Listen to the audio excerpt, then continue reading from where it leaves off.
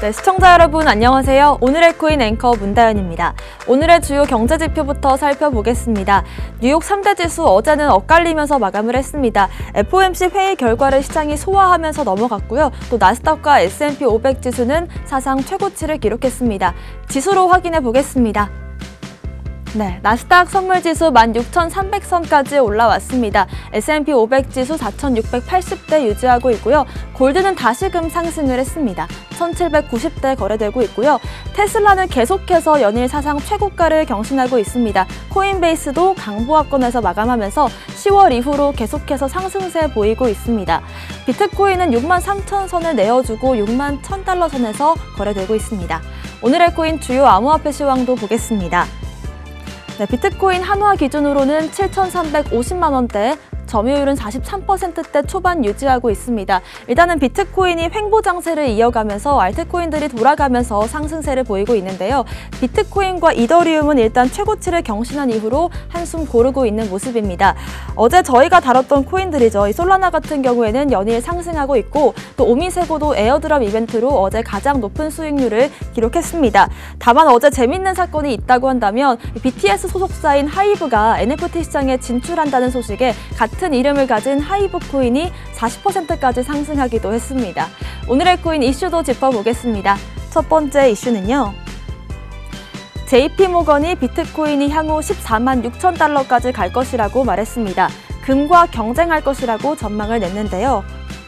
세계 최대 투자은행인 JP모건이 비트코인이 장기적으로 14만 6천 달러, 한화로 1억 1,200만 원까지 갈 수 있다고 예측을 했습니다.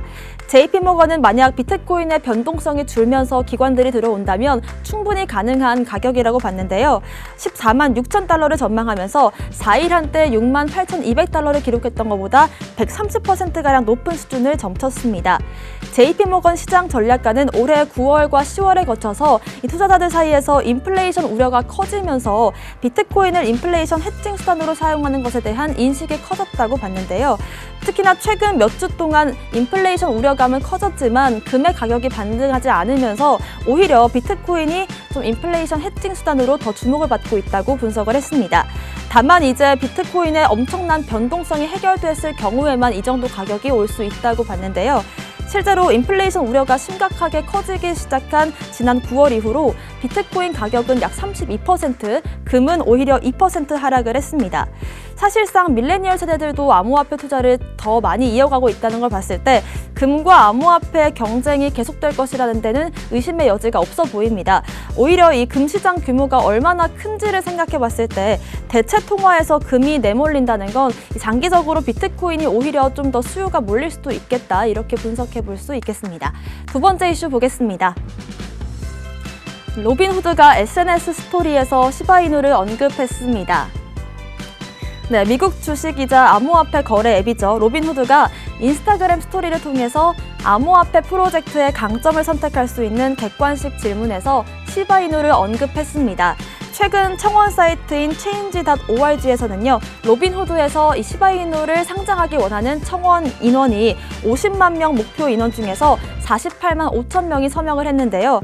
여기서 로빈후드가 게시한 트윗들에 시바이누 상장을 요구하는 트윗 수가 굉장히 많았습니다. 하지만 로빈후드 자체는 굉장히 보수적인 암호화폐 상장 정책을 펼치고 있기 때문에 그 가능성이 굉장히 낮게 여겨져 왔는데요. 하지만 이 지난 10월 말이었죠. 로빈후드 CEO가 신규 코인과 암호화폐 대출 상품 측면에서 규제 환경은 앞으로 진화하고 있다라고 봤는데요. 고객에게 좀 더 안전한 방식으로 신규 코인을 투자할 수 있을지를 한번 검토해보겠다고 말했습니다. 일단 요 며칠 밈코인들의 상승세를 주도했던 이 시바이누 코인, 일단 로빈후드에 상장시켜달라고 48만 명이 넘는 사람들이 이제 청원했다는 게 굉장히 놀랍게 느껴집니다. 그만큼 요즘 시장에서 밈코인들이 갖는 영향력이 얼마나 큰지 좀 다시금 생각해볼 필요가 있을 것 같은데요.